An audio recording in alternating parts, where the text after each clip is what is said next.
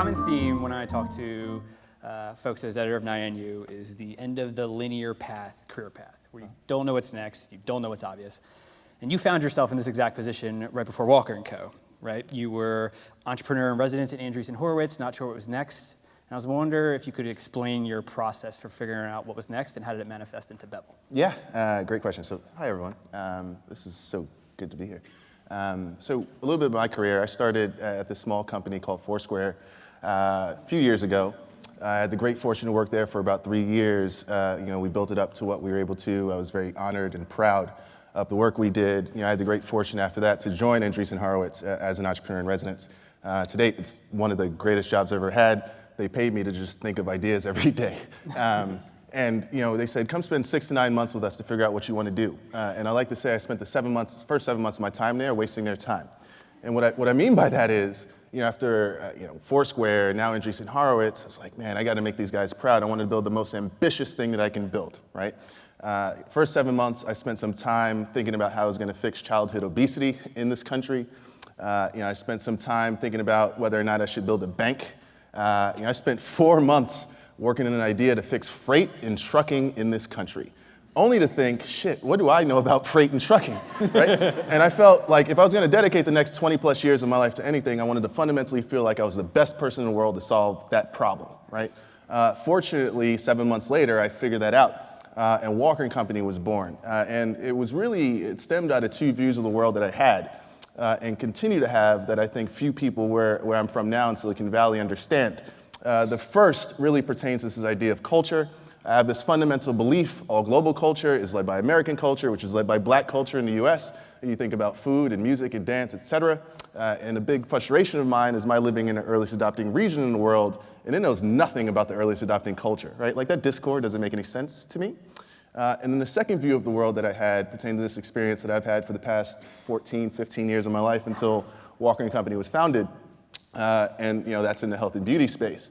And I always kind of reconcile this experience that I have. And if you've ever heard me speak about this, I talk about this experience ad nauseum because it's an important one for everyone to understand.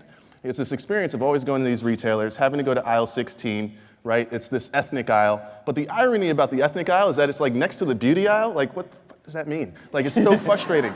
And it's not ever an aisle, right? It's only a shelf in the back, and it's usually on like the right side in the back. And when I want to buy a product, I always have to reach to the bottom of that shelf, and the package is always dirty, right? There's a photo of like some really old dude with jerry curls, like petting a tiger, drinking a cognac, right? And like that's crazy to me, specifically when you consider how culturally influential demographic we are, how much money we spend on this stuff. And when we loop in Latino Asian consumers, we're the majority not only of the world, right?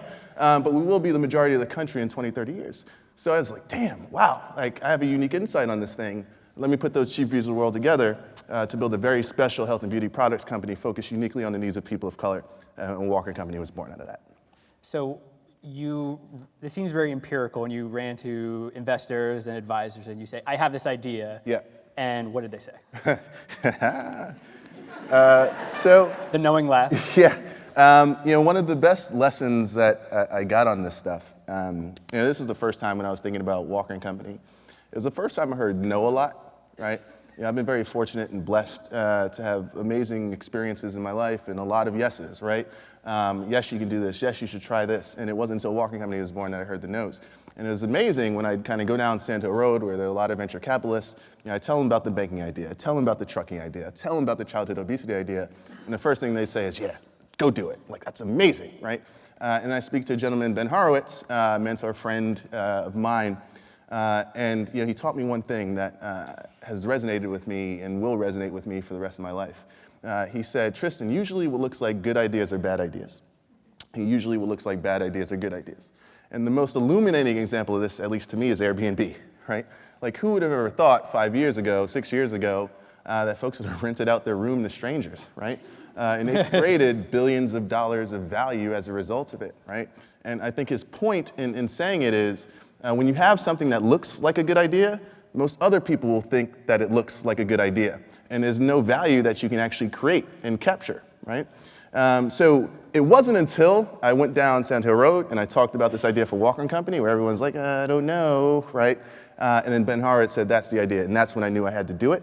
And the kind of learning that I had in that entire thing is those people don't know what they're talking about. There's beauty and brilliance when you fundamentally believe that you're the best person in the world to do it.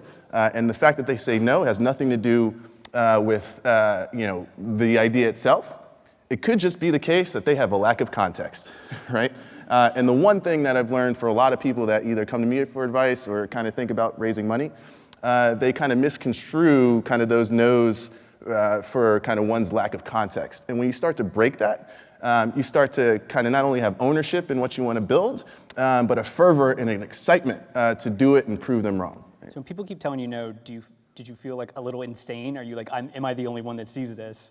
No, I mean, well, as the first time hearing no so much, I started to really think about my ideas, whether or not it was the right one.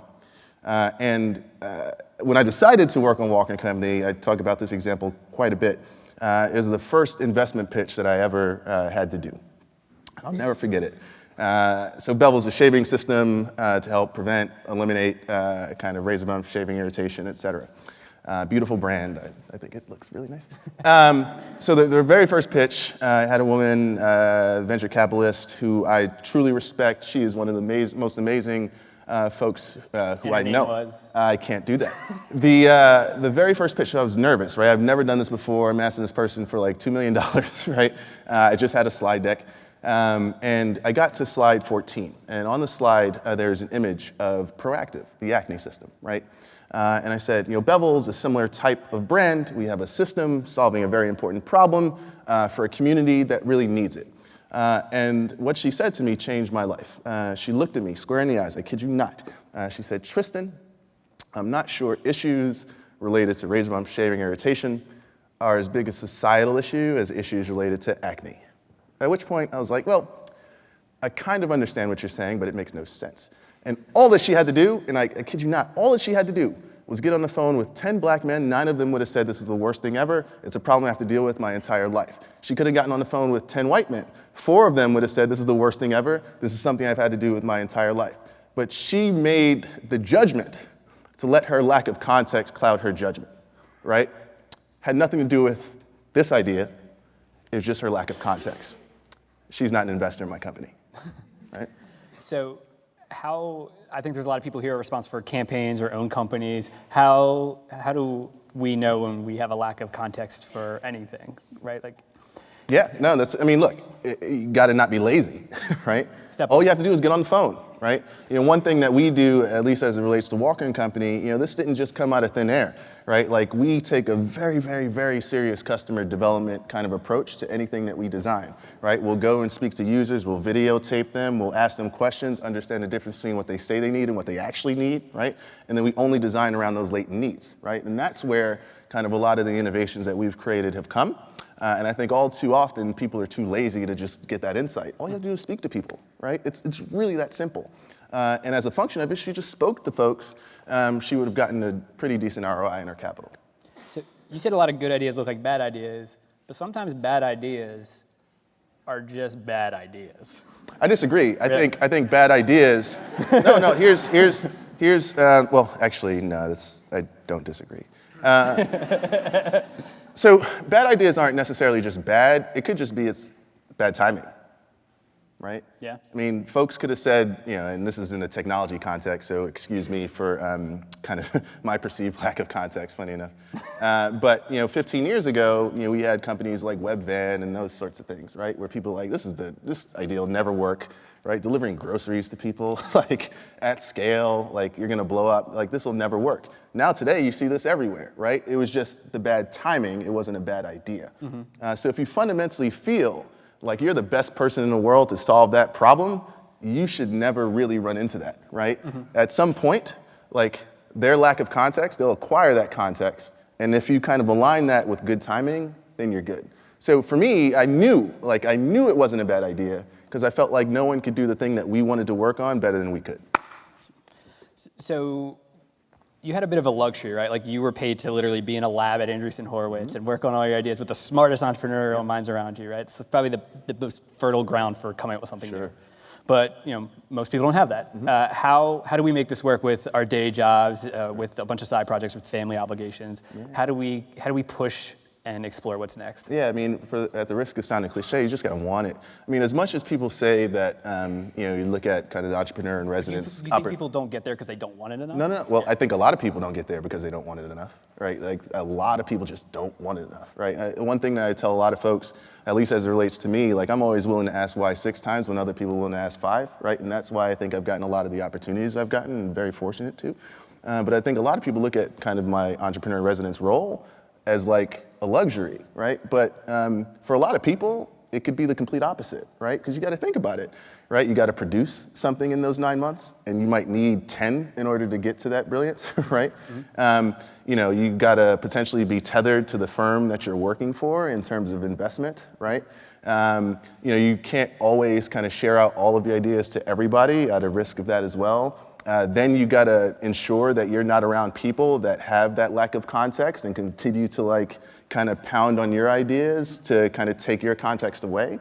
So it's not necessarily that my opportunity was luxurious. It was fortunate for sure, right? It gave me time to think about the ideas that I wanted, but if I didn't have that time, I would have made my time, right? Because I just wanted it that much. The difference here is that, in order to start this company, you need like a few $1 million. Like there's no other way to make it happen. But there are a lot of ideas that don't require that, right? And to the extent that you guys have those ideas, or just think about ways to kind of parse those things down so you don't have to raise a few $1 million, it just is going to take a little bit longer. And that's kind of my approach to all this stuff. If it doesn't happen now, it'll happen at some point, right? I just need to know how much time I have to execute against my true vision for the company anyway. So can you tell me about a time as you settled on Walker&Co and thus Bevel where you messed up, where something didn't quite go as planned, and how you dealt with that? Messed and up. Please name names. So if there's anything that kind of we mess up, look, here's some advice that I've gotten that I think has stuck with me for quite a bit. It actually came from a gentleman, Tyler Perry, actor, producer, writer. Great guy. Billionaire. Close to it. One thing, say what you want to say about his movies, right? But he is one of the best entrepreneurs that I've ever met. Like the guy kind of was homeless for some time. Now he's one of the, if not the highest paid guy in all of Hollywood, right? And I had the great fortune to interview him in fireside chats in like 3 different cities about his entrepreneurial journey and story. And I'll never forget, in LA, there's one woman, she was sitting like around there. She raised her hand and stood up and she said, Mr. Perry, I have to go through all these different trials and tribulations, right? How do you as an entrepreneur kind of get back up and continue to excel and succeed? And what he said changed my life. Not so much so that while I was interviewing him, there was this awkward pause for like 20, 30 seconds until I registered. He looked at her dead in her eyes. He said, I realized my potential as an entrepreneur when I understood that the trials you go through and the blessings you receive are the exact same things, right? I was like, whoa, like that's interesting, right? And what he meant by that was those trials are just lessons, right? And those lessons are blessings. So when I think about any kind of semblance of kind of failure, it's not failure to me, right? It's a blessing to me. And I learn from those things. So here's an example, right? We have to hire people leave, people come, people go, et cetera, right? And where it breaks is where there's a break in like your kind of corporate values and that sort of thing. And some of that sometimes comes from me, right? Because I want an employee so much that like I kind of lose sight of what those values are to our company. Sometimes the employee does that too, right? But for us, when that happens, it's up to us to ensure that we revert back to those values, we stay true to those values, we implement processes internally to make sure those values scale, et cetera. Because once that happens and once it's entrenched, you certainly minimize the number of instances when stuff like this happens, right? So I don't think about really things as like failures or anything like that. Like I welcome them because I get to learn from those things. So how do you entrench those values without becoming like totally stuck and only hiring the same kind of people, right? Because we hear that diverging viewpoints and people that come from different backgrounds and different company sizes and different industries thrown together is what breeds creativity. Yeah, so I think this whole idea of like hiring similar types of people being a bad thing is wrong. And I say that because you can hire similar people that align around your value set, right? Like that's the one time it breaks. So there's this whole term that I've been hearing lately called culture fit, and I hate it. Right? Like it's a terrible term. Like when you think about it, like what does it mean? No one ever defines it. Like just really think about it. Like no one ever defines culture fit. So when you're interviewing folks, Like, who are you hiring? Are you hiring the person who like made you laugh during that interview? Are you hiring the person because that person likes golf and you do too? Like, that's complete bullshit, right? And 2 weeks before I raised any amount of money at our company, I was sitting at a coffee shop and I wrote my values down, right? And they translated into the values of the company, of which we have 6. It's courage, inspiration, respect, judgment, wellness, and loyalty, right? Like, are we being courageous going against large incumbents who've been around for 150 plus years, right? Are we developing inspiring things not only for our customers, but are we inspiring each other, right? Are we practicing good judgment? Are we doing right by our customers? Are we respecting their insight, right? Are we loyal not only to each other, but also our customers? Are we taking care of ourselves, et cetera, right?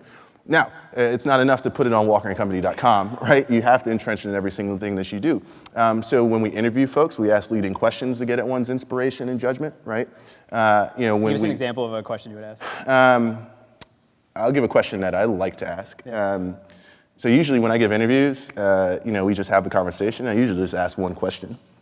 And I started asking this question about 13, 14 months ago. Like you literally ask one question and then just when I walk in the meeting, I say, I'm like the easiest interview because I'm usually the last.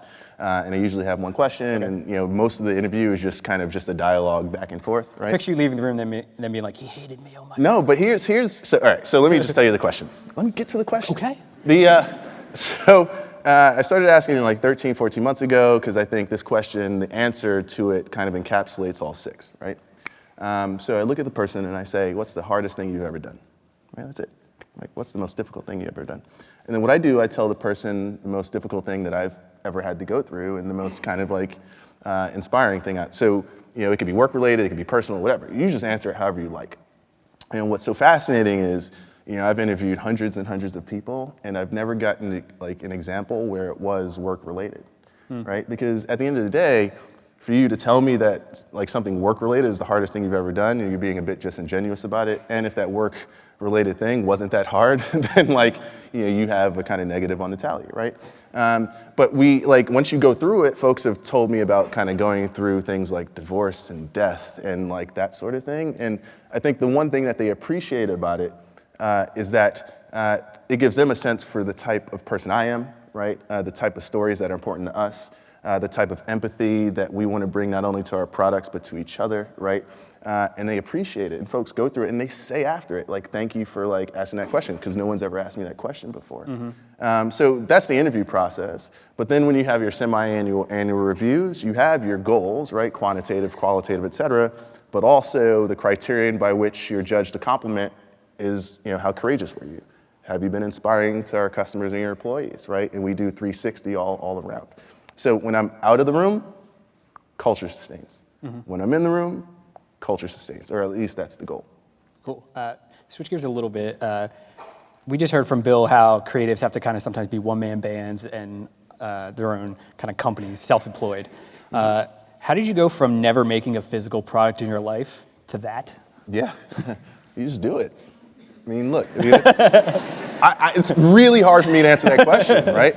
We built a very beautiful health and beauty efficacious product line. When I raised the money, there was like 2 of us. By the time we launched this, there were 6 of us, and we did it in 6 months. Like, the large incumbents take 24 months to make a shampoo, right? That's just crazy to me. And the thing that, I think, at least until this summer coming up, we have 25 people at the company. There's not one person on the team with health and beauty products experience at all. Oh, really? Right? Yeah.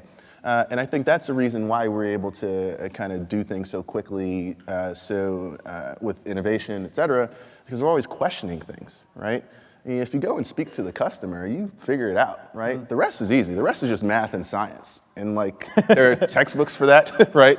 There are experts for that, right? And we just align ourselves with folks that not only care, but have that empathy, right? So we do our work, right? Like knowing the types of products that we need to make. And then we work with folks that help complement the things that we don't know. But the most important part about that and choosing the partners that we work with is that they need to practice as much empathy as we do. So there's a kind of thread through some of the, I think, entrepreneurs I talk to where they say, I know what's best for my customer better than they do. Yeah. Which is kind of the opposite track of what you take. So why did you choose your track, and what do you think of that other track? Because I think it's not right. The one thing I do know is, I am a customer, right? So we know the problem equally, right? So for me to say that I know that better than the customer, that's not empathy, that's hubris, at least in my opinion anyway. And our customers should be dictating to us where we need to innovate, right? Now, like you give them too much creative license, then you can't ever execute, right? And by that I mean kind of taking all the feedback from the customers. But you'll be surprised. I think the one nuance where that might be true is when you go and videotape these folks and they say they need something, but they actually don't, right? Like, and that's a very, very serious thing, right? Like, I don't believe in the whole focus group thing, right? Because like, once you do focus groups, they'll say they do something, and then if the last question is, are you gonna buy it before you leave the room, none of them will do it, right? And that's like a pretty interesting test when you think about it. So if that's actually the case, like you need to understand the difference between what they say and what they actually need. And I think that's where we've been able to innovate in a way that's actually pretty special. And why I believe, like, we're no better than they are. If we start to believe that, we're not respecting them, we're not loyal to them, right? We're not inspiring them, we're not showing them that we're having that courage. Like, we want them to join this whole journey just as much as we are. Have you ever gotten away from that and had to rein it back? No. No? Let's focus. Last question I'll ask you. What is the aspect of starting a company that you wish more people talked about? That's a great question. Well, I don't think it's necessarily starting the company, it's running one. I think people assume that they're the same thing, they're not. Yeah. What's that so what would be the answer to that question, the running company? I mean, a lot of people come and say, hey, I want to start a company and lead my own company and I want to be a CEO of a company. And the first thing I ask them is why, right? And you'll be surprised how many people don't have an answer, right? Like, I mean, it's like running as a CEO, you got to manage people, you got to inspire them, you got to fire them, you got to like deal with folks leaving voluntarily, you got to deal with morale hits, morale inspiration, right? You got to innovate. You have folks 150 years your senior trying to crush you, right? You have to raise money, and I didn't even talk about like making products yet, right? like this is the job. So I think if one wants to be a CEO, I like to tell people this is the most difficult thing I've ever had to do. And for all intents and purposes, I've been very fortunate, at least with Ben Horowitz. He would always say, Tristan, being a CEO is like the worst thing ever. Like he anchored me so much in that direction. And there's something about that I believe, but like it is the most rewarding thing I've ever done. To be able to look at employees, to be able to kind of share those customer stories, to be able to kind of inspire through those stories, there's nothing more beautiful in the world like about that, right? And fortunately for me, in hearing that Tyler Perry advice, right, the trials and the blessings you go through, that's freed me, right? So I'm not fearful of all these things that kind of come at me, but for folks that really don't appreciate that, honor that, they're gonna have a bad time, right? So I think it's really important when you kind of think about starting a company, think about whether or not you wanna run a company, right? And there's beauty in both, right? You can do both at the same time, you can do one or the other. There's nothing wrong with either, but if you wanna start to run it, you gotta ask yourself some very serious questions and answer them. And we'll leave it there. Tristan, thank you so much for your time. Thank you guys, appreciate it.